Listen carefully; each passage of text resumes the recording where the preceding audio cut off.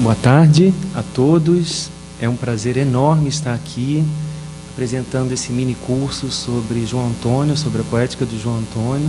Eu agradeço muito à Casa Dirce, ao João César de Castro Rocha pela oportunidade.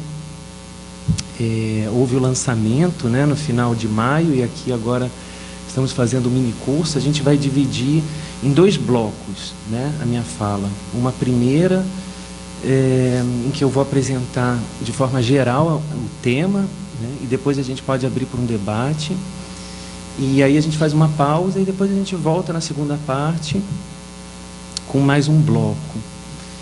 Bom, eu queria começar falando do método, né, o método que eu utilizei para fazer essa pesquisa, porque tem uma frase do Umberto Eco, numa das introduções à Ópera Aperta, né, a sua famosa Ópera Aperta de 1962, em que ele diz o seguinte, traduzindo assim rapidamente, né, se os moralistas insensíveis aos novos tempos me acusavam de estudar o Mickey como se fosse Dante Alighieri, eu respondia que não é o argumento, mas é o método que define se uma pesquisa é correta. Inclusive, o bom uso do método ajuda a entender por que Dante é mais complexo do que o Mickey e não o contrário. Quer dizer, então, é muito importante a gente pensar, né, no método com o qual a gente vai abordar a poética de João Antônio. Esse trabalho nasce como fruto da minha pesquisa de mestrado, defendido na UERJ em 2009, com a orientação do professor Roberto Acíselo, que esteve aqui presente na apresentação do livro, em maio. E, então, já tem um tempo, né, essa pesquisa. Eu sou professor de Língua e Literatura Italiana na UERJ, portanto, não venho trabalhando com esse tema especificamente, mas retomei, né, o João Antônio durante a pandemia, no momento em que eu achei importante voltar a esse texto, e venho fazendo pesquisa nesse campo, né, sobre especificamente a função da oralidade na língua literária, que é o tema que eu vou enfrentar aqui. A gente vai falar da poética de João Antônio, pensando sobretudo na sua língua, no seu estilo, e para isso eu vou partir, portanto, da estilística, estilística italiana, estilística alemã, que tem uma proximidade muito grande, especificamente Gianfranco Contini, que era um filólogo românico muito importante na Itália, considerado um dos críticos mais importantes do século XX. Ele praticamente foi quem descobriu Pasolini, o primeiro grande crítico de Pasolini, quando Pasolini lança seu primeiro livro em 1942. E aqui eu coloquei 2 breves citações, né, de Contini no original. Ele é um autor difícil de ser traduzido, porque ele usa uma linguagem muito expressiva, né? Embora seja um filólogo muito rigoroso, ele também era um escritor, né? Se considerava como um escritor. Então, aqui, nesse primeiro trecho, que é um trecho do ensaio Preliminare sulla lingua del Petrarca, de 1951, ele diz o seguinte: la mira finale di un qualsiasi discorso su un qualsiasi autore va all'integrità di questo autore, investito da un riflettore unico, piazzato in un sol punto, con le sue enfatiche sproporzioni di luci e di ombre, è però tutto l'autore a essere colpito. Quer dizer, quando a gente faz, né, parafraseando, quando a gente aborda um autor, seja lá qual seja o autor, seja lá qual for o autor, a gente, mesmo trabalhando um aspecto delimitado da sua obra, nós estamos trabalhando o autor inteiro, né? Então, ele usa uma metáfora, né, uma imagem de um feixe de luz que nós jogamos. Se nós posicionarmos um feixe de luz em relação à obra de um autor, né, com luzes e sombras, ele diz, é na realidade o autor inteiro que está sendo atingido, né? Então, na segunda parte, né, da minha fala, no segundo bloco, eu trouxe alguns trechos de 2 contos de João Antônio, Leão de Chácara e Dedo Duro, em que a gente pode trabalhar com esse método de, através de alguns fragmentos, a gente perceber o estilo do autor, né? A gente reconstruir através de alguns relevos, né? É o termo que Contini usa, relieve, a gente consegue captar o estilo do autor. E claro que nós estamos fazendo uma referência a Spitzer, né? Quando nós pensamos no fragmento que desponta como um elemento do todo, né? O famoso clique do qual falava Spitzer. E aí a segunda citação que eu colocaria aqui para vocês, para a gente começar a pensar nesse método, é um trecho de uma entrevista que Contini deu antes de falecer em 1989, ele morre em 1990, e ele diz: La mia critica è dipesa da una auscultazione molto attenta della superficie del testo. Ne sentiva i dislivelli, ne segnava i dislivelli, segnava come le curve di livello. Questa è stata la mia intenzione, segnare le curve di livello di un testo auscultato attentamente, devo dire, com grande intensità. Então ele usa uma expressão que é auscultar um texto, né? Um trabalho que a gente faz, quer dizer, esse termo remete ao campo da ciência, né? O campo da medicina, né? Auscultar um texto. E nessa auscultação, Contini diz que revela os desníveis, né? As curvas de nível, quer dizer, o desvio da norma, né? É o que interessava a Spitzer, é o que interessa a Contini, o desvio da norma. É o que interessa a nós aqui em relação a João Antônio, a poética marginal de João Antônio. O desvio da norma que ele pratica com seu estilo, que foi Antônio Cândido que indicou pela primeira vez, né? A estilização de João Antônio. E aí, portanto, nós estamos pensando em termos da estilística, sobretudo da estilística alemã, como eu disse, que tem uma aproximação muito grande com a estilística italiana. E aí, obviamente, devemos citar Auerbach, né? O Auerbach de Mimesis, que vai seguir um método entre a crítica estilística e o método filológico, ou seja, a partir de dados isolados, como eu disse, né? Ele chama de método de seleção, né? Eu seleciono uma parte e através dessa seleção eu consigo compreender organicamente o conjunto, né? E aqui a gente tem, eu coloquei para vocês uma citação da introdução feita por Aurélio Roncaglia, também um filólogo, né? Então, são todos os 4 filólogos, Contini, Spitzer, Auerbach, Aurélio Roncaglia, que foi responsável, Roncaglia, pela publicação do último texto de Pasolini, né? Se Contini foi responsável pela edição do primeiro texto de Pasolini, Roncaglia foi responsável por Petróleo, publicado em 1992, 17 anos depois da morte de Pasolini, e que vai ser publicado agora no Brasil, com tradução do meu colega Davi Pessoa, né? Ano que vem vocês sabem que são os 50 anos da morte de Pasolini, né? Então aqui, Roncaglia, na introdução, a primeira tradução de Mimesis, de Auerbach, em italiano, em 1956, né? 10 anos após a sua publicação, né, de Mimesis, que foi em 46, ele fala um pouco, Roncaglia, do método de Spitzer e de Auerbach, tocando nesse ponto, né, que é importante para nós aqui do ponto de vista do método, dessa relação que eu vou estabelecer entre o estilo, né, portanto, a língua do autor, e a realidade histórica, né, a reconstrução do contexto histórico, que é o que Auerbach faz em Mimesis, basicamente.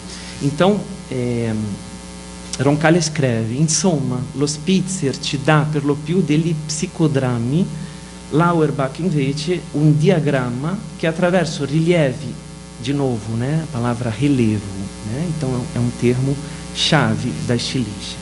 Rilievi necessariamente discontinui vuol rappresentare un'oggettiva continuità di svolgimento, come muti attraverso una serie di situazioni storicamente condizionate e in connessione con Emi, saiu ali com Emi, o corretor, con le condizioni stesse, la prospettiva letteraria sulla realtà.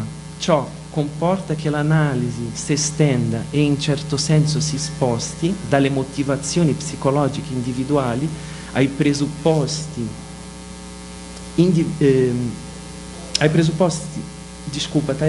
presupposti sociali, tá?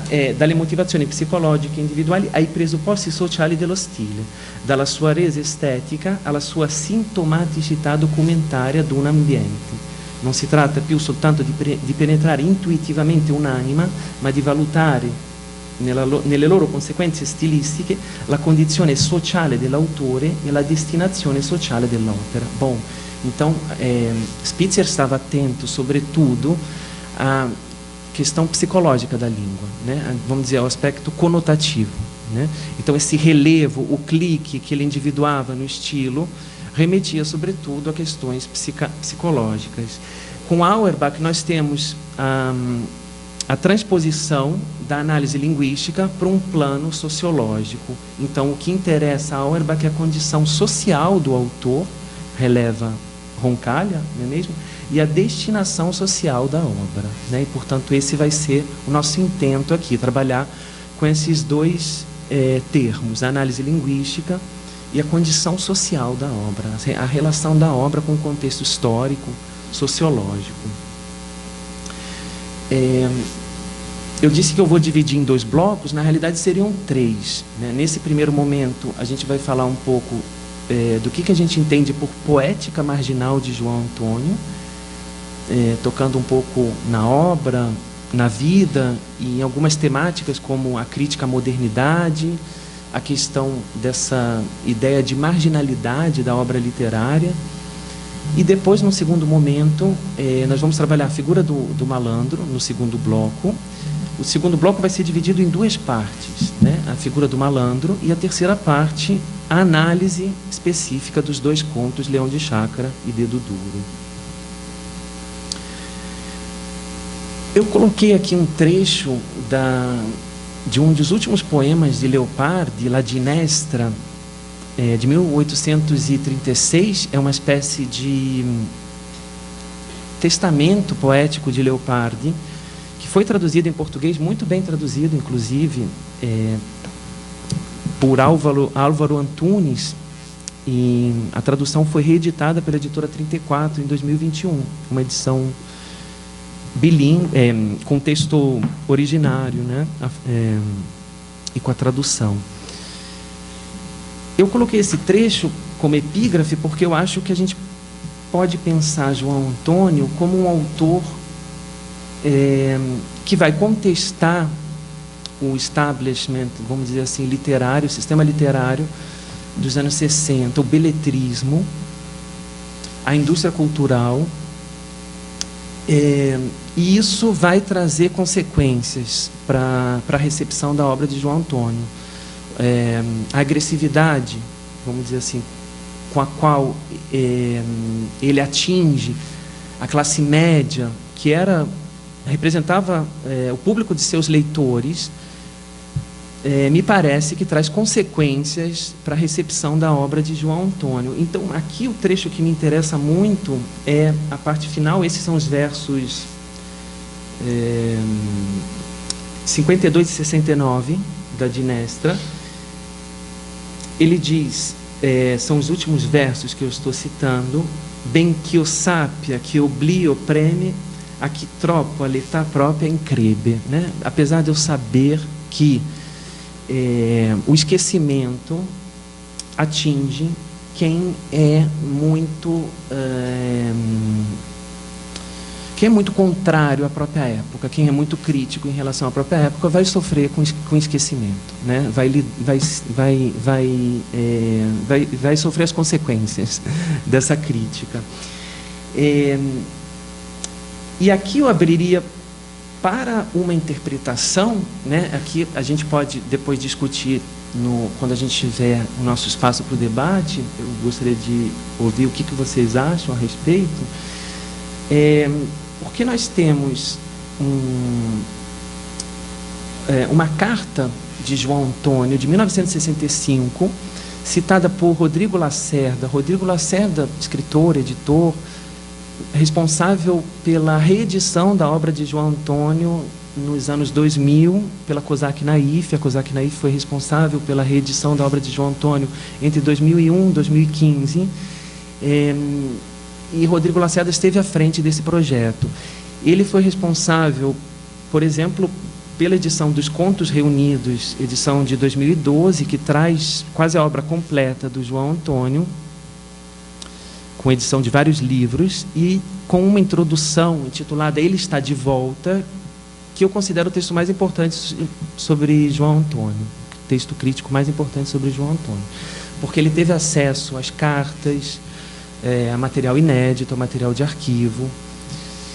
E a interpretação do Rodrigo Lacerda é que, partindo dessa carta que a gente vai ler agora, João Antônio teve 3 fases, né? A gente vai falar sobre essas 3 fases. E tem um momento de ápice, né? Ele tem um momento entre 1975 e 1982, que é o momento mais cruel da ditadura militar no Brasil, em que ele tem ele publica 8 livros em 8 anos e faz muito sucesso. Mas ele tinha um projeto, segundo essa carta, de escrever um romance, de elaborar, ele que escreveu só contos, de elaborar uma escrita narrativa mais articulada, com personagens, com um enredo mais complexo.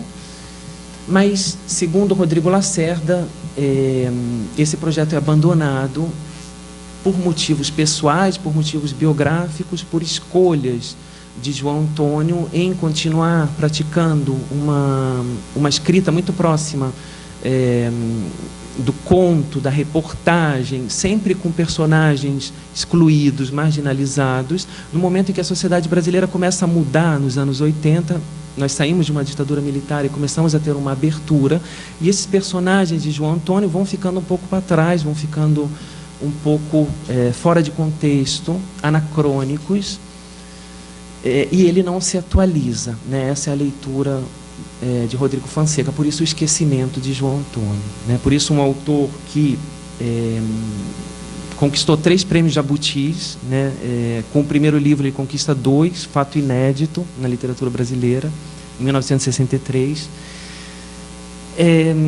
mas que hoje praticamente é um autor esquecido, pouquíssimo conhecido.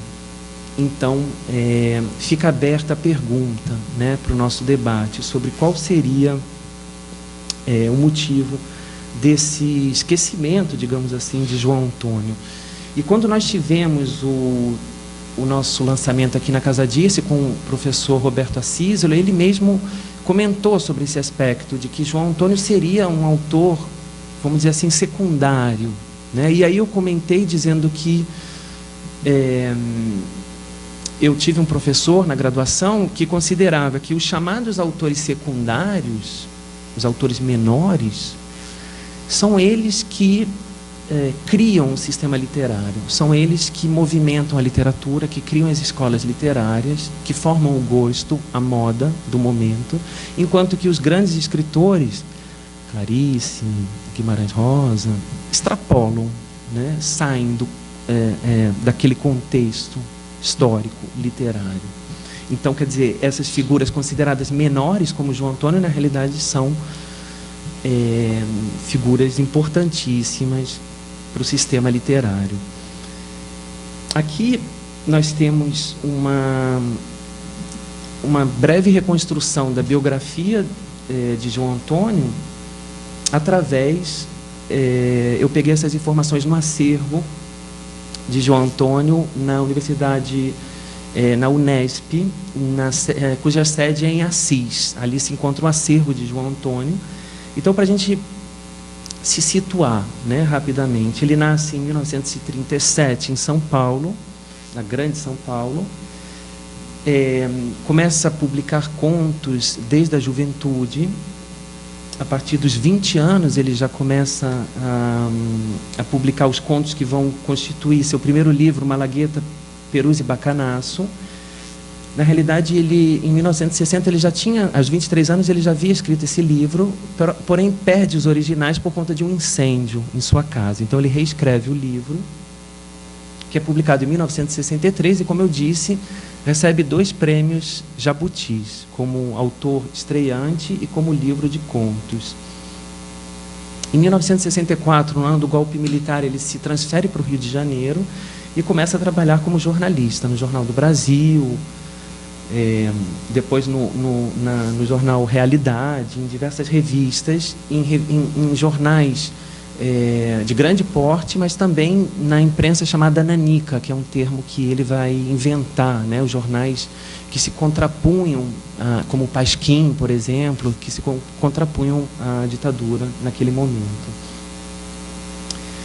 E é interessante a gente pensar como tem um hiato aí de 1963 até 1975. Ele publica o primeiro livro em 63, depois o segundo livro somente em 75, 12 anos depois, que é Leão de Chácara, né? O livro a coletânea de contos, do qual a gente vai ler o conto que dá o título, né? A coletânea, o Leão de Chácara.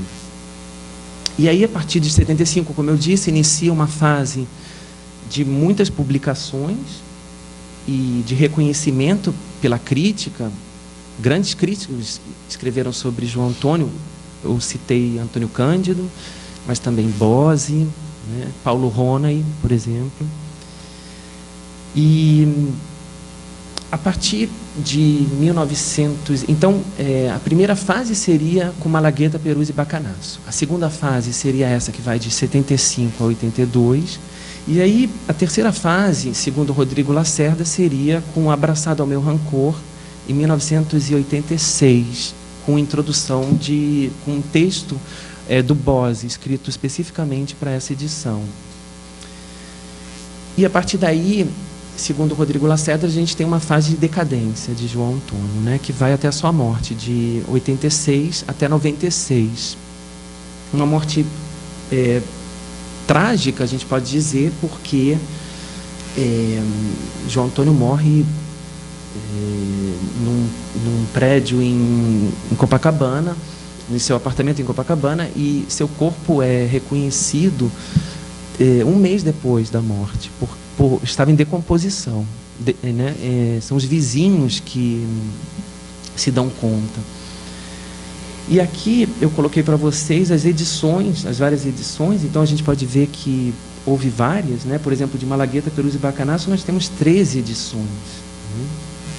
Leão de Chácara, né? E assim por diante.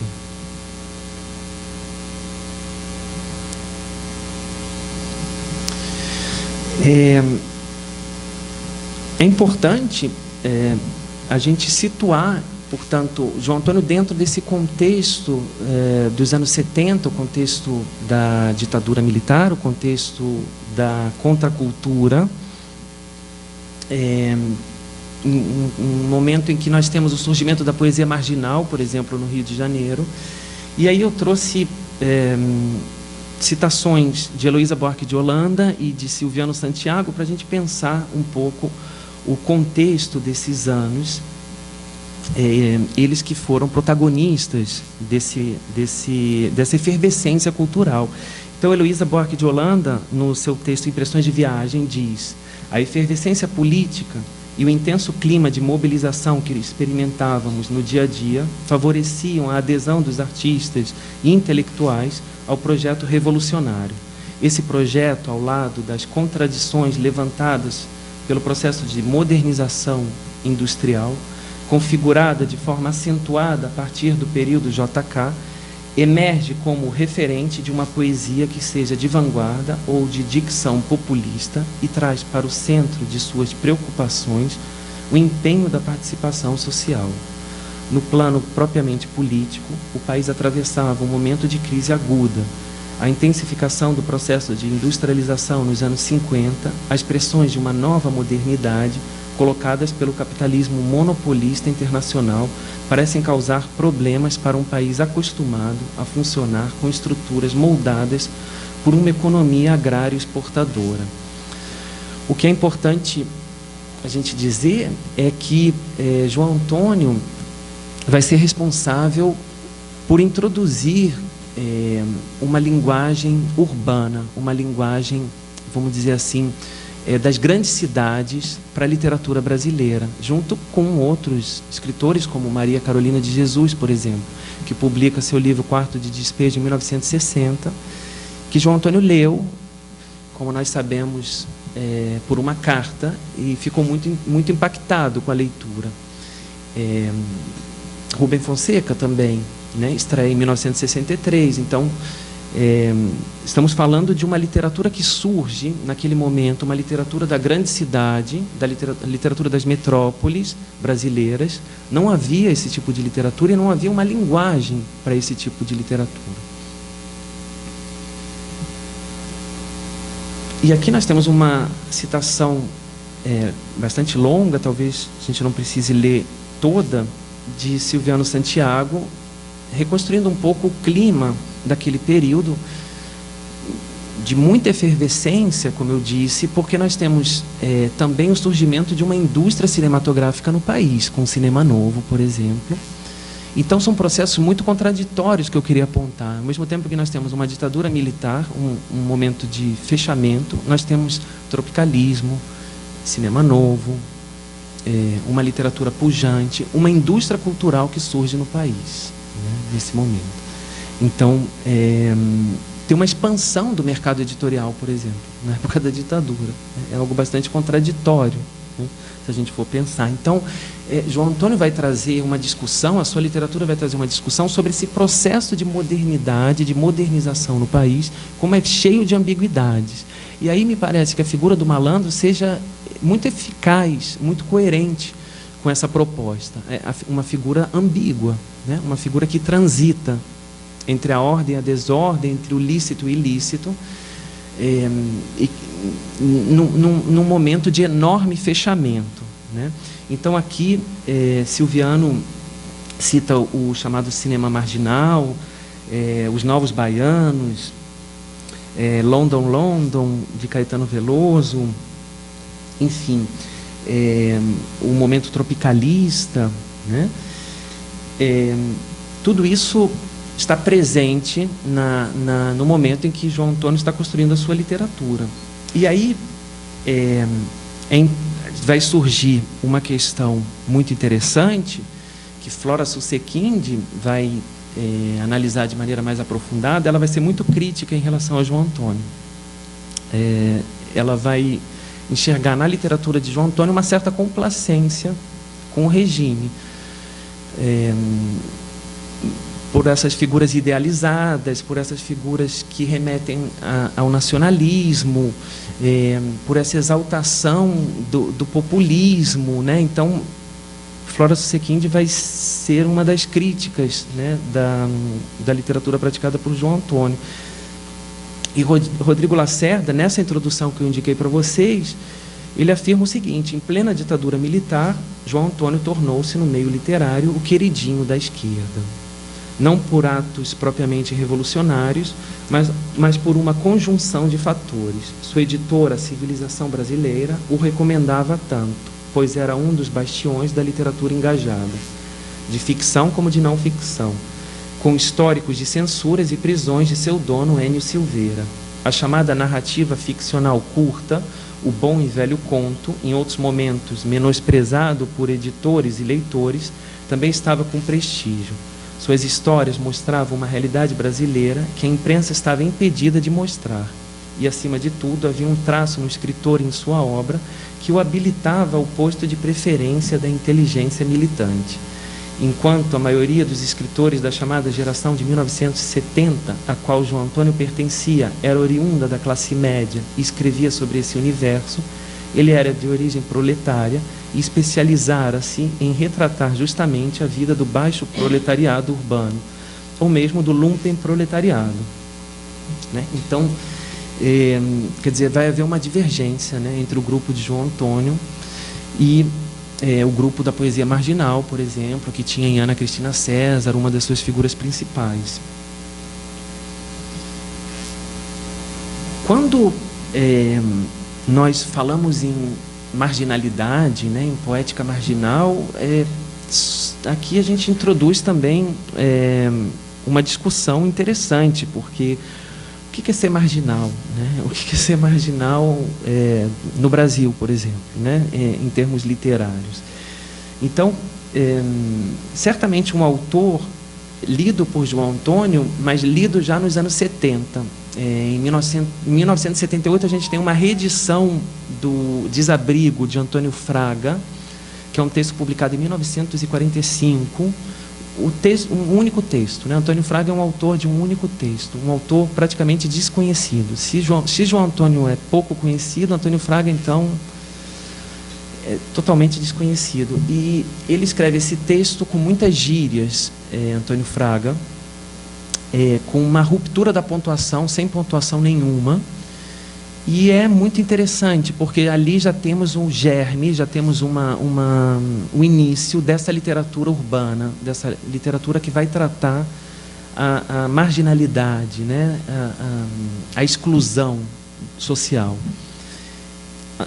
Fraga escreve o seguinte, em relação ao seu livro: vou escrever ele todo em gíria, para arreliar um porrilhão de gente. Os anatoles vão me esculhambar, mas se me der na telha usar a ausência de pontuação, ou fazer as preposições ir parar na quiririca das donzelinhas cheias de 9 horas, ou gastar a sintaxe avacalhada que dá gosto do nosso povo, não tenho de modo algum que dar satisfações a qualquer sacanocrata, não acha?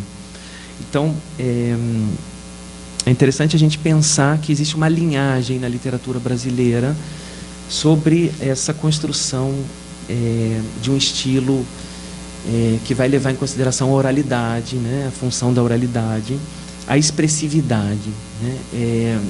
Eu falei de Pasolini. Pasolini tem um texto muito interessante, muito importante, dos anos 60, em que ele faz uma análise sobre a língua italiana que está se transformando. E ele diz que a língua italiana se transformou a língua da tecnocracia, a língua dos negócios, a língua dos jornais, dos managers, dos empresários, uma língua industrial, porque ele diz que os grandes centros de produção intelectual não são mais as universidades, ou mesmo as periferias, onde existia, segundo ele, né, onde existiam os dialetos, as gírias, a liberdade expressiva. Os grandes centros de produção do saber são a televisão, né, segundo Pasolini, e as indústrias, né, o poder neoliberal que está surgindo naquele momento. E, portanto, ele diz que a língua italiana se tornou uma língua comunicativa, uma língua da comunicação, e perdeu a sua relação com o latim do alto, né? Pasolini também vem da mesma escola de Contini, Spitzer, da mesma escola estilística, que pensa a língua dividida em estilos, né? A distinção dos estilos. Então ele diz que se perdeu a relação com o latim do ponto de vista mais alto, né? Vamos dizer assim, mais sublime, e do baixo, vamos dizer assim, a relação com os dialetos, né? Vai se perdendo. Então a língua se torna uma língua homogênea, uma língua estandardizada, igual para todos, a língua da burguesia, ele diz, né? Uma língua cheia de preconceitos, e muito pobre, né? Porque perde a capacidade expressiva dos dialetos, né? E a sua relação com a língua literária, com o latim.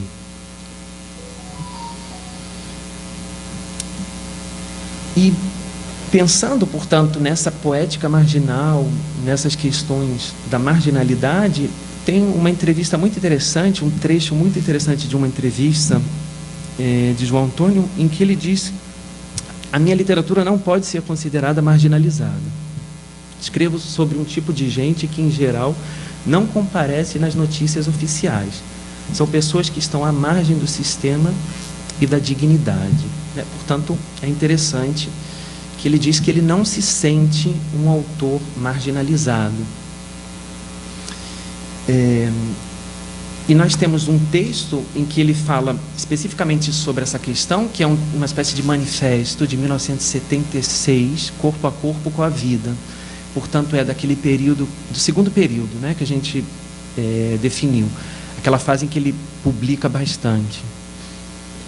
Não estará faltando, escreve João Antônio, como falta e como às vezes aparece em todas as épocas críticas o repórter marginal. Melhormente, para sua sobrevivência, o repórter gangster, o romancista bandido, o sambista ainda mais, não será absolutamente necessário para compreender uma palavra superada, leia-se, por favor, enfrentar o marginalismo individual dos que se debatem no futebol ou na polícia. Alguém que assuma o mesmo gangsterismo, um semelhante, mas com visão crítica, individualismo, um gangsterismo, um individualismo ao mesmo tempo experimental, que ao escrever dê a mesma porrada, como repórter, escritor, etc., que o bandido, o jogador, o traficante, o bicheiro, especialmente, isso tudo, herói, dão para sobreviver. Assim, uma literatura de murro e porrada, um corpo a corpo com a vida. Portanto, a necessidade que nós temos hoje, ainda, de que essa literatura brasileira seja um espelho da sociedade, consiga debater questões raciais, questões sociais, que não estão na ordem do dia, que não são consenso. Portanto, um posicionamento político em relação à função da literatura, uma literatura engajada. E nós temos um outro trecho sempre desse depoimento, dessa espécie de manifesto, de João Antônio. Ele diz: literatura de dentro para fora, isso é pouco. Realismo crítico é pouco. Romance, reportagem, depoimento, ainda pouco. Pode ser tudo isso trançado, misturado, dosado, conluiado, argamassado uma coisa na outra. Portanto, é importante a gente lembrar que João Antônio é responsável por pela introdução, do conto-reportagem na literatura brasileira. Primeira vez que nós temos, na literatura brasileira um conto-reportagem, no momento da ditadura. Então, eu queria destacar esse elemento para vocês. E dentro dessa questão de introduzir temas relacionados à exclusão, o que a gente vinha dizendo é que existe também uma crítica à modernidade, uma crítica a esse processo de modernização que, num país com tantas mazelas, pode ser uma forma de exploração. A modernidade sem direitos, ela é certamente repleta de violências. E aí João Antônio escreve em 1986, em Abraçado ao Meu Rancor: valorizando somente o acessório, o complementar, o supérfluo, ficando esquecido o fundamental, o essencial. Assim, grande parte dos escritores que depõem hoje sustenta a preocupação vinculada à forma, sob denominação de um ismo qualquer. Lamentável e incrível, as posições beletristas não mudaram entre nós sequer 1 milímetro nos últimos 15 anos. Tudo isso se denuncia como resultado de uma cultura precariamente importada e, pior ainda, absorvida, aproveitada, adaptada.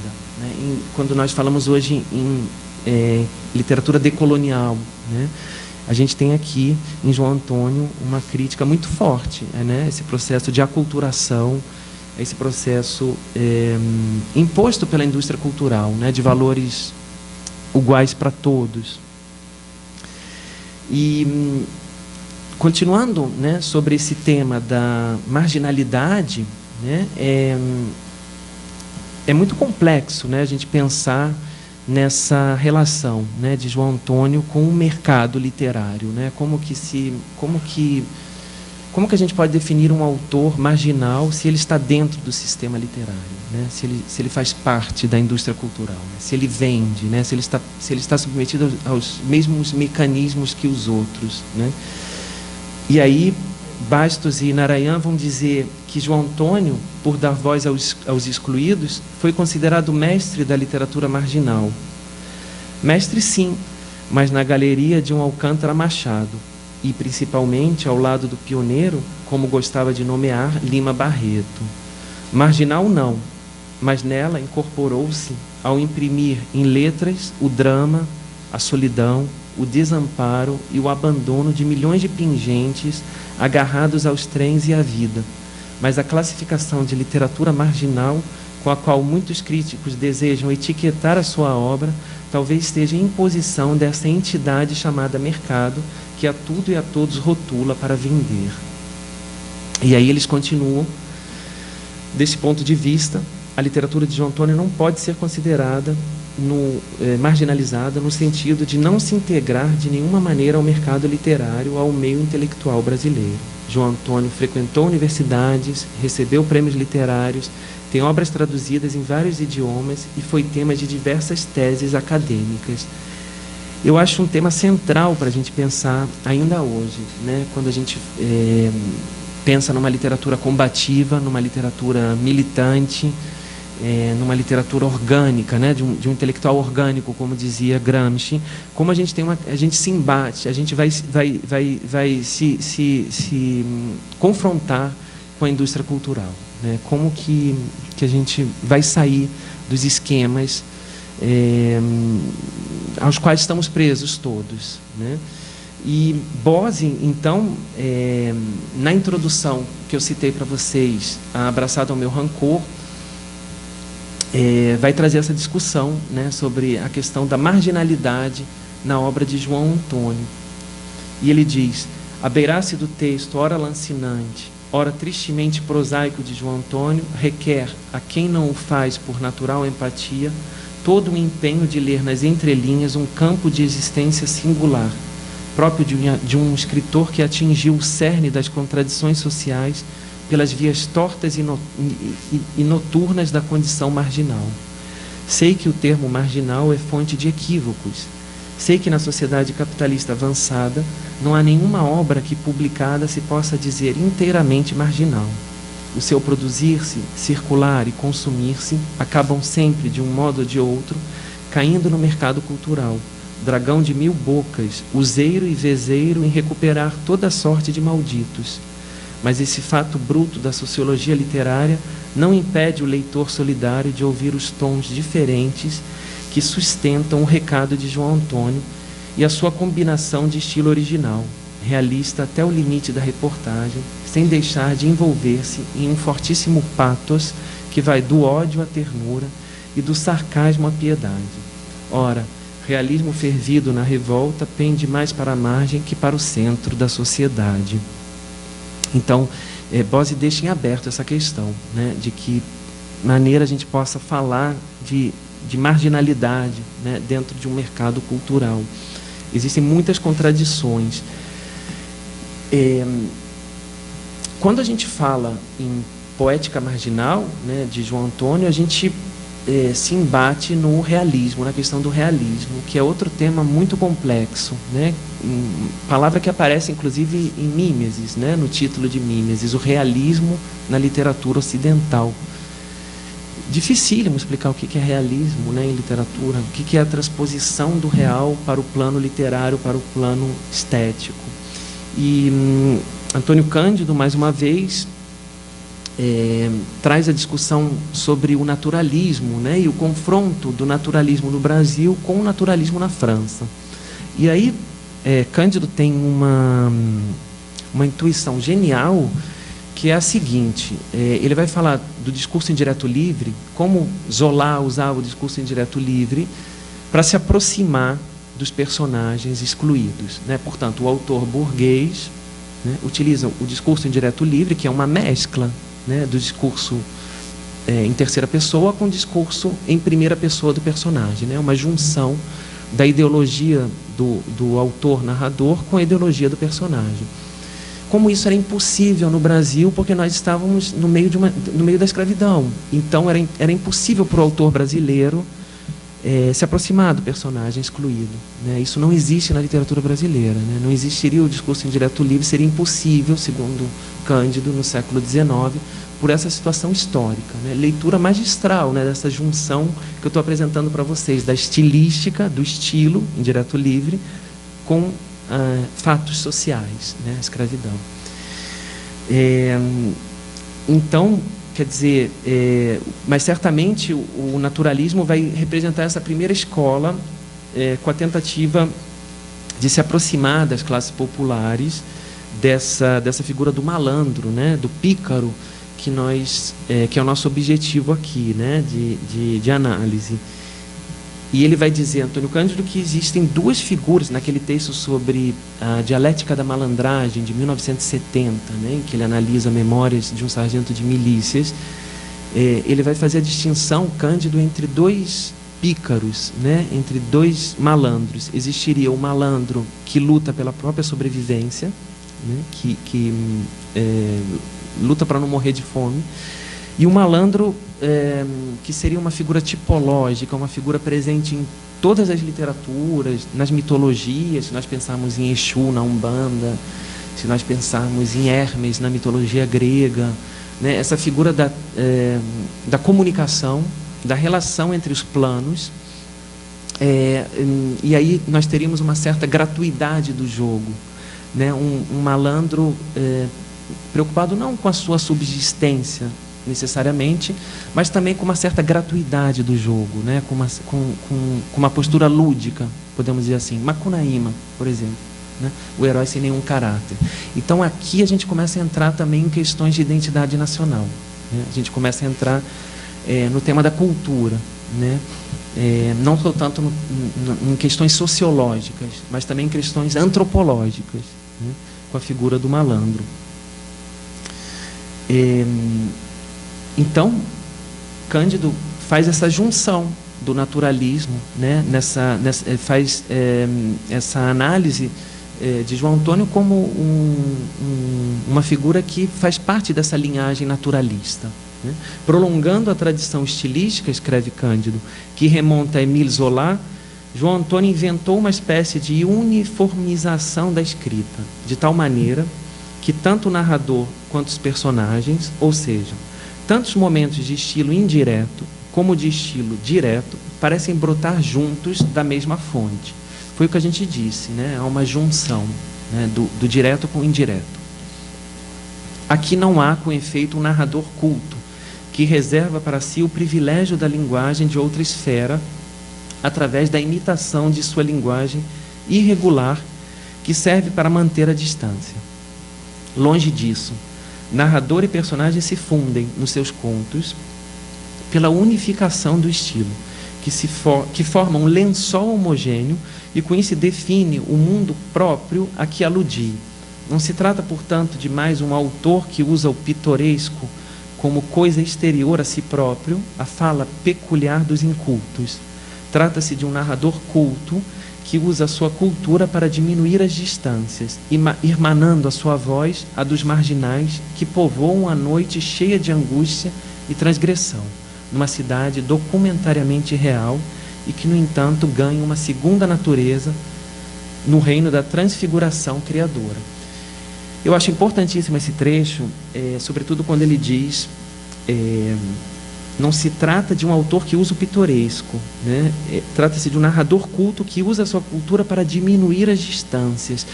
A gente lendo João Antônio, a gente vai chegar no texto, né? Eu fiz o procedimento contrário em relação aos estilistas, né? Que vão começar pelo texto.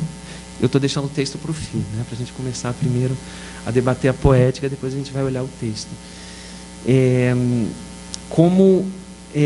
É difícil você perceber que há um trabalho muito profundo sobre a linguagem em João Antônio. Parece que é uma transposição imediata, que a gente está ouvindo um morador de rua, um pingente, um malandro falando. E, na realidade, tem uma construção da pontuação, das onomatopeias, das assonâncias, das aliterações, um monte de figuras de linguagem, né? Inversão sintática, pontuação, repetição, né?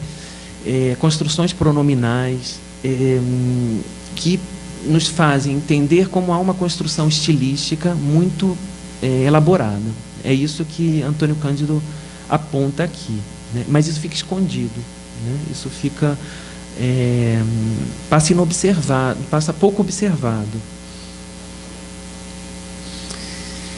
E é Cândido, né, que insiste muito. Ele escreveu diversos textos sobre João Antônio, né? É Cândido que vai insistir sobre essa questão da estilização, e ele vai ter um momento em que ele diz que João Antônio fez o que Guimarães Rosa fez para o sertão.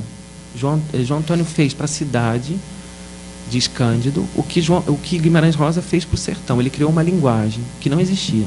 Não existia no Brasil uma linguagem urbana, uma linguagem metropolitana, né? Para esse romance que estava surgindo nos anos 60, com as transformações industriais, econômicas, políticas que o país vinha enfrentando. Não se pode dizer que João Antônio escreva como fala, mesmo porque nos ensaios e artigos a coisa é outra, embora se possa dizer que elaborou uma voz narrativa, manipulando da maneira mais fiel possível a comunicação oral. Ninguém fala como escreve, pontifica o jornalista Araújo Gondim em São Bernardo, de Graciliano Ramos. Justamente por isso é interessante verificar como na prosa ficcional de João Antônio os valores da oralidade requeridos pelos assuntos são transmudados em estilo, inclusive graças a uma parcimônia seletiva, por vezes próxima da elipse, denotando consciência das possibilidades que o implícito possui para dar ao explícito todo o seu vigor humano e artístico. Ao lado disso, anela uma coragem tranquila de elaborar a irregularidade, aceitando os caprichos da conversa, as hesitações, as repetições, as violações do bom gosto convencional, que contradizem os manuais de escrever bem, mas aumentam o alcance da expressão, porque a aproximam da naturalidade.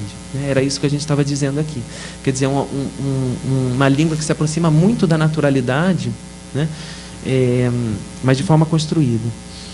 E aqui, tratando-se de João Antônio, é quase inevitável evocar Lima Barreto, um de seus prediletos, inclusive pela capacidade de desmistificação e a coragem de remar contra a maré. Lima Barreto, no momento de apogeu da mentalidade acadêmica e da mania de purismo gramatical, destoou graças à livre simplicidade da sua escrita. Embora produzindo numa era bem mais desafogada, João Antônio assume a mesma força da afirmação pela negação, inclusive negação das convenções estilísticas, pois não hesita em escrever de um modo que, embora gramaticalmente correto, irritaria profundamente o lápis vermelho dos censores vernaculistas.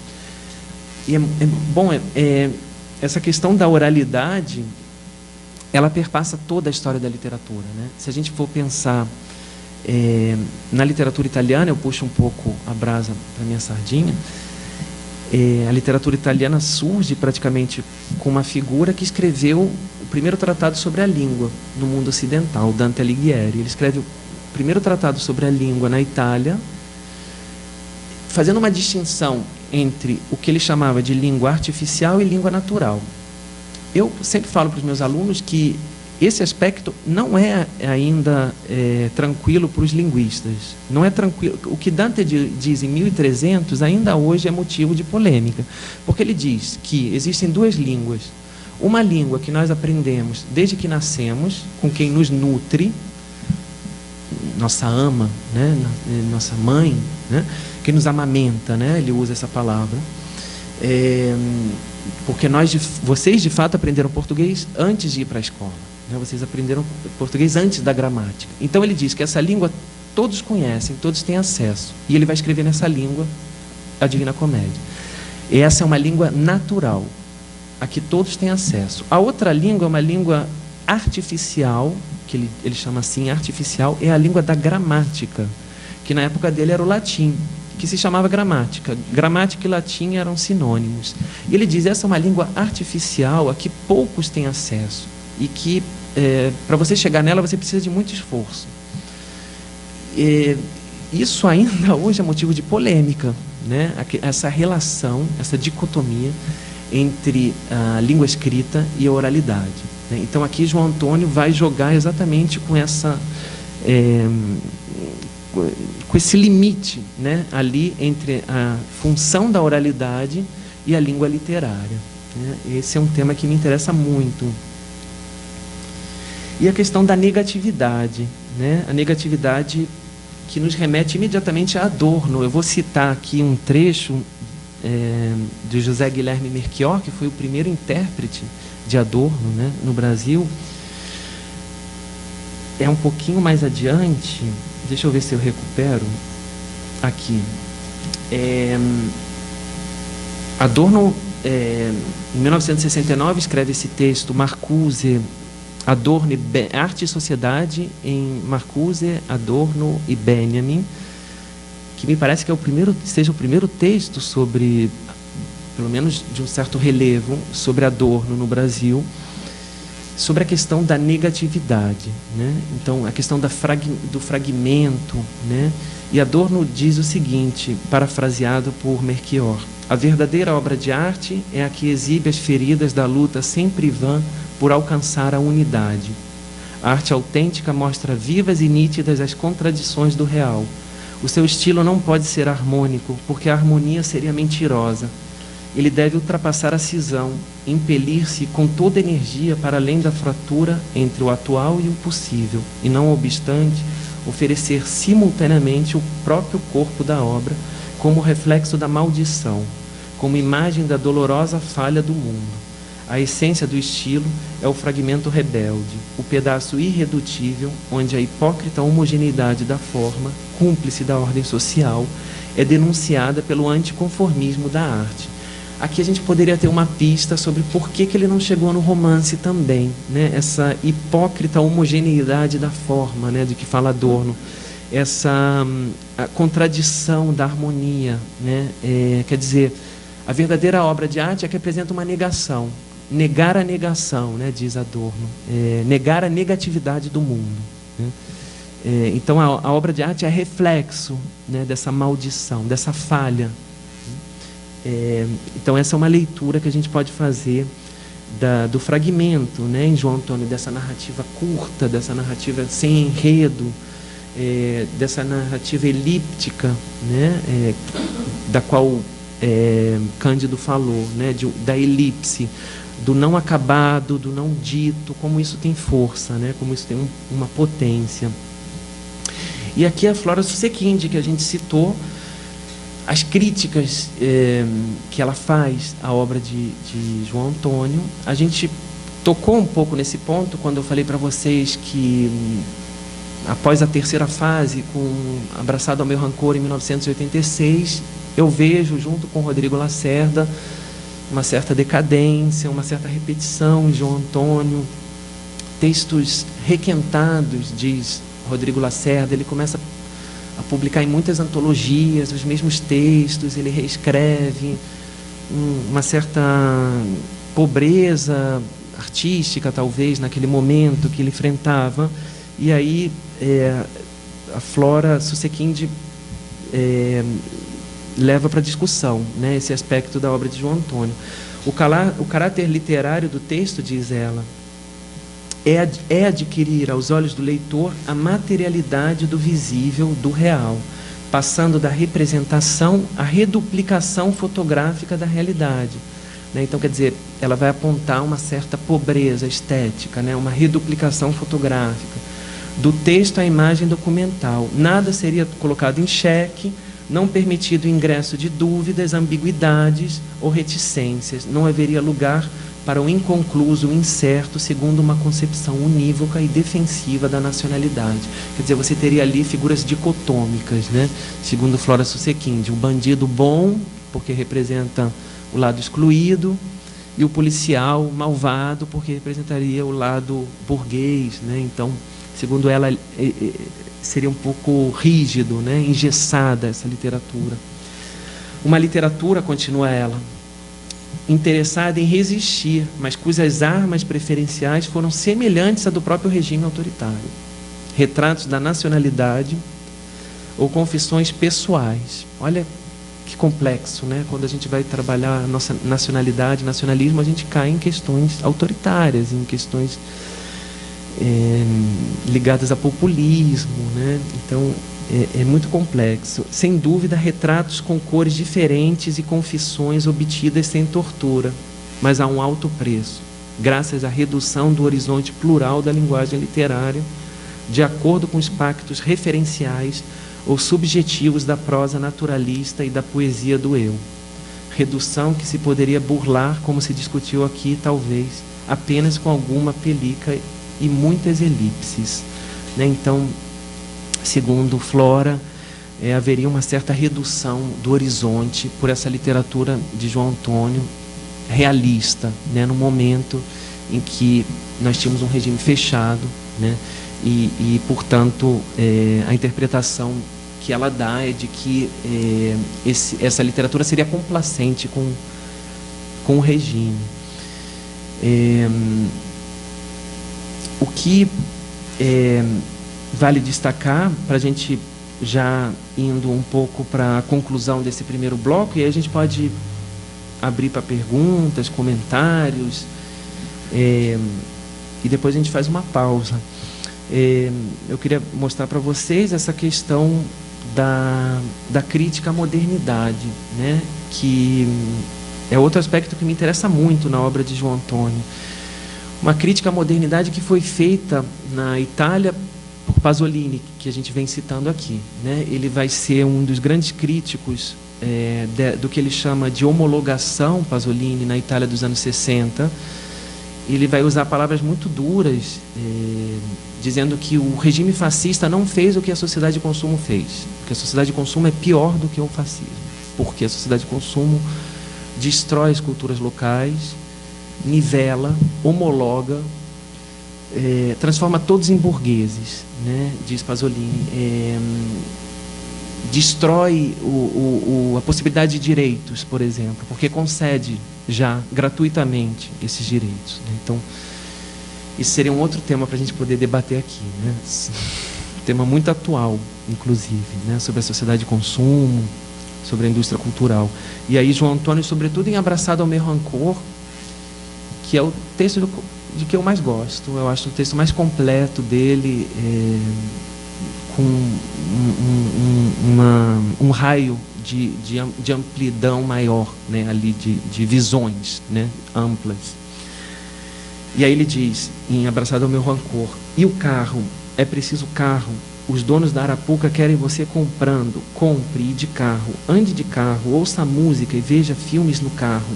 Coma no carro e trepe ali. Namore, noive e ame ali, enquanto você vê os filmecos dos drives, né? A gente diria da Netflix, né, hoje. E sempre em Abraçado ao Meu Rancor, para a gente concluir, né, e abrir para as perguntas: apontaram os bondes, enlataram a cerveja, correram com o sambista, enquadraram até os poetas, lanchonetaram os botequins de mesinhas e cadeiras, pasteurizaram os restaurantes sórdidos do centro e as cantinas do Brás, mas restaurante que se prezava era de paredes sujas, velhas. Plastificaram as toalhas, os jarros, as folhas, niquelaram pastelarias dos japoneses, meteram tamboretes nos restaurantes dos árabes, formicaram as mesas e os balcões, puseram ordem na vida largada e andeja dos engraxates. Na batida em que vão, acabarão usando luvas, caso contrário, farão cara de nojo ao bater a escova no pisante do freguês. Ficharam, documentaram os guardadores de carros, silenciou-se a batucada na lata de graxa.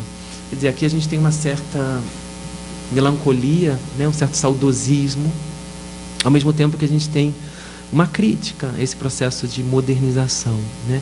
E aqui a gente tem um pouco aquele aspecto que eu apresentava para vocês da gratuidade do jogo, né, do malandro, dessas figuras populares que tinham uma certa liberdade na língua, segundo João Antônio, segundo essa visão poética de João Antônio, né, no comportamento, né, em certos movimentos, né, em certos aspectos da vida cotidiana, que num processo de modernização são completamente destruídos, né, esses aspectos, e deixados de lado.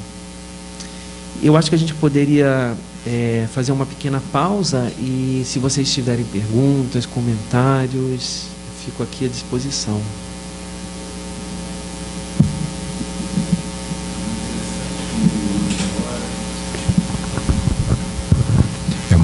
Boa tarde, obrigado, Rafael. É muito interessante como ele usa essa disposição da nostalgia uma nostalgia, né, nesse dado momento, enquanto a sua mistura com a história, ou seja, aposentaram os botequins, como crítica à modernidade, né? Ela não é ou não parece ser imediatamente uma nostalgia que pretende retornar de maneira simplória, mas ela se coloca enquanto crítica justamente a essa sociedade de consumo. Então ele está usando o tempo enquanto uma estratégia de crítica. Isso é muito interessante na passagem. Aí eu não sei como é que isso fica com a questão do malandro, né? Foi bem pontuado pela sua leitura da Flora Sequins, com por vezes também esse excesso da nostalgia acaba reificando aquela ideia de um malandro e de um lugar do nacional, né? Do Estado-nação. Se você puder falar ou quiser falar um pouco sobre isso, mas é um comentário que parece importante. Sim, obrigado, Eduardo. A figura do malandro vai ser o nosso tema, né, desse próximo bloco. E aí a gente vai ter muitas facetas, né, desse malandro. Eu já apresentei para vocês duas, né, dessa ideia de que nós teríamos, em todas as culturas a gente tem essa figura, inclusive é um termo que vem do italiano, malandrino, né, se usa no italiano ainda hoje. Não se usa malandro, mas malandrino se usa muito relacionado à criança, né, no sentido de moleque, né? Não tem a mesma conotação social que tem para nós, né?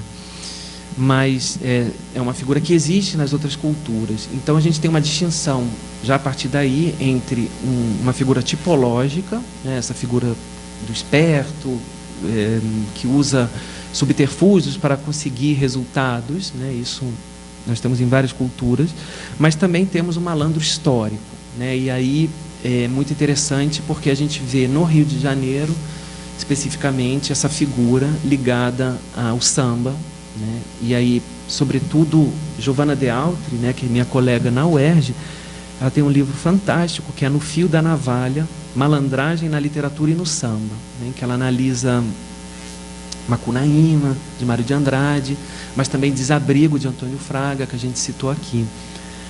Quando a gente vai tocar no tema do malandro, a gente entra no universo do samba. E aí é muito interessante a gente notar como tem uma mudança muito forte entre o início do século XX, pós-abolição, e que nós temos o samba proibido, né? O samba rechaçado. Se você saísse na rua com um pandeiro, você era preso. E aí nós temos, a partir dos anos 30, com o Estado Novo, uma exaltação do samba, e o samba que é colocado como símbolo da identidade nacional. Então aí nós temos a indústria do rádio. Aí entra o processo de modernização, né? E o processo de aculturação, de homologação dessa figura do malandro, né? O malandro vai se tornando mais bem comportado, né?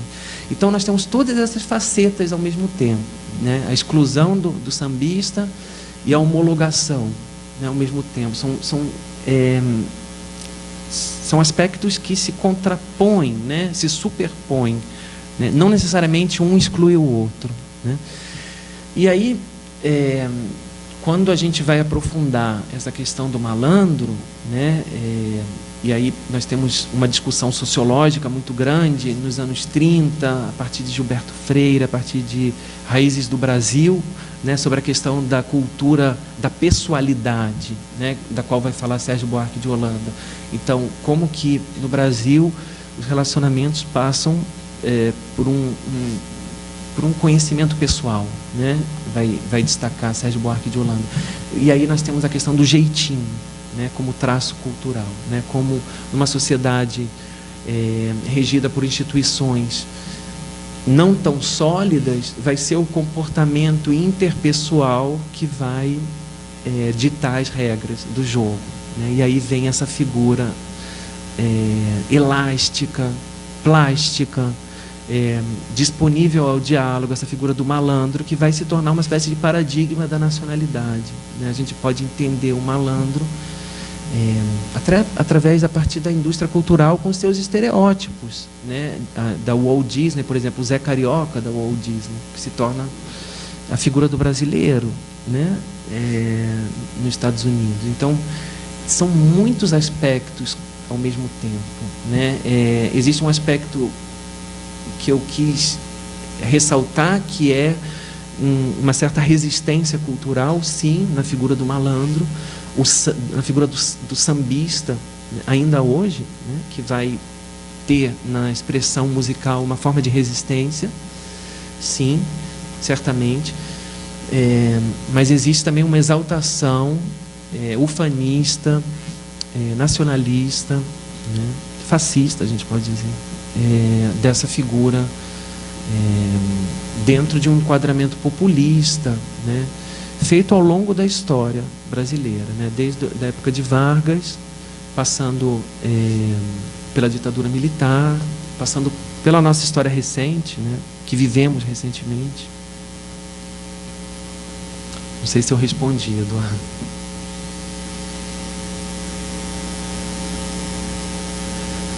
Se vocês...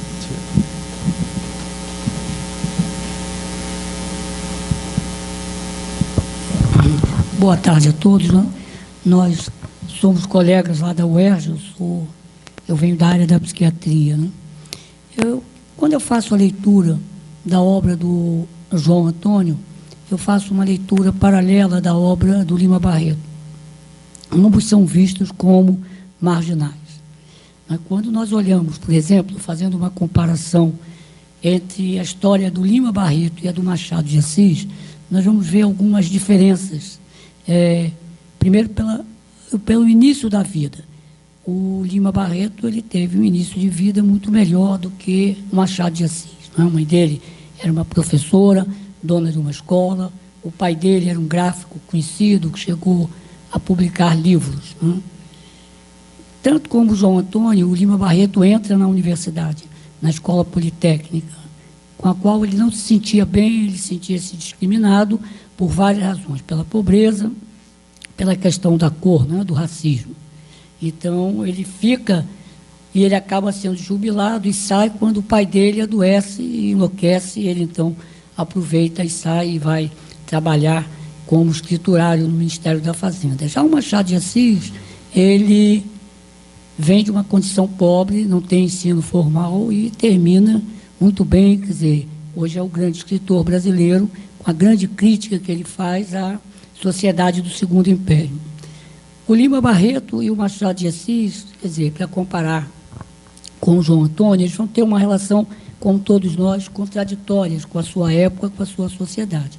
O Machado de Assis ele faz a grande crítica da sociedade imperial, do escravagismo, mas de uma maneira, como nós todos sabemos, a literatura dele ali, no Memórias Póstumas de Brás Cubas. Ele ironiza, ele segue um estilo muito parecido, né, de alguns autores ingleses, com os quais ele era, com Lawrence Steve, por exemplo, né, e ele hoje é cobrado porque não se colocou, mas é claro que ele se coloca. Quando a gente lê o Memorial de Aires, está ali uma grande crítica à sociedade, a tudo que representava. O Lima Barreto também vai brigar com a sociedade, mas quando a gente vê tudo aquilo que ele ataca, na verdade expressa o desejo inconsciente dele de integração. Não é? Claro que tem aí também a questão do alcoolismo, a passagem dele pelo hospital de alienados, que ele tem um livro muito candente, que é o Diário do Hospício. Quem não leu, até devia ler para a gente entender o que foi uma certa psiquiatria no Brasil, como aparelho ideológico do Estado. Só que o Lima, tudo aquilo que ele critica, que ele detesta, no fundo é o que ele desejava, talvez. Por exemplo, ele passa brigando com a Academia Brasileira de Letras e ele escolhe um dos seus membros, né, que era o Coelho Neto, para ser o seu grande inimigo. Mas ele tenta 2 vezes entrar para a Academia Brasileira de Letras. Ele faz uma grande crítica também à burguesia da época, voltada para o bairro de Botafogo. Mas ele levanta a questão, né, do subúrbio onde ele mora, em Todos os Santos. Só que, quando ele morre, qual o testamento dele? O desejo dele era ser enterrado no São João Batista, em Botafogo, que ele sempre criticou. E ele diz que ele não gostaria de ser enterrado no cemitério de Inhaúma, que era um cemitério de pobres, um cemitério que lembrava a vida dele. Então, tem essas contradições, como também o João Antônio. O João Antônio se coloca fora, mas, ao mesmo tempo, ele vai tentando se colocar dentro. E aí tem uma questão muito clara no capitalismo, né? Como o capitalismo engloba aquilo que era marginal, ele passa através do mercado, no caso da indústria editorial, ele passa a deixar de ser realmente marginal, ele passa a se tornar objeto de consumo. O Lima Barreto tinha mais dificuldades por uma série de razões, mas quando a gente lê a obra dos dois, nós vamos ver que vai, pela própria trajetória de vida, a meu ver, vai havendo um empobrecimento da obra, né? Da obra do Antônio João Antônio, as últimas obras dele, e também o Lima Barreto, ele vai perdendo um pouco aquela sagacidade, aquela mordacidade, ele vai também muito adoentado pelo álcool. Então eu vejo esse paralelo, quer dizer, seriam autores modernos, marginais? Talvez sim, em relação a uma determinada época, ou tão autores engajados. Marginal, a gente tem toda uma literatura, por exemplo, que é a do Antônio Fraga, por exemplo, que vai morrer lá na Baixada Fluminense. Ele é o autor lá de um bairro muito pobre, né, que é Queimados, ele vive lá. Ou então aquele autor que já morreu, que inspirou Caetano Veloso, com Toda a América, o José Agripino de Paula.